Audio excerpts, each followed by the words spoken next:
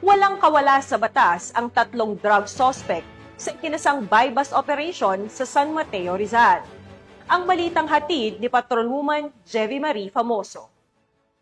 Individual ang nahuli sa ikinasang bypass operation ng Station Drug Enforcement Team ng San Mateo Municipal Police Station sa pakikipag-ugnayan ng Philippine Drug Enforcement Agency dakong alas 4:47 ng hapon noong September 1, 2025 sa Barangay Malanday, San Mateo, Rizal. Kinilala ang mga suspect sa alias na Gilbert, Jasmine at Francisco. Nakumpiska mula sa kanila ang 8 sachet ng hinihinalang shabu na may kabuuang bigat na 62.4 na gramo at tinatayang nagkakahalaga ng 424,320 pesos.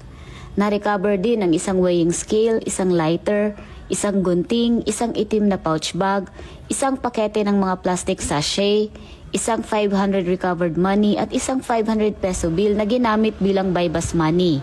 Naharap ang mga suspect sa kasong paglabag sa Section 5 at 11 Article 2 ng Republic Act 9165 o ang Comprehensive Dangerous Drugs Act of 2002.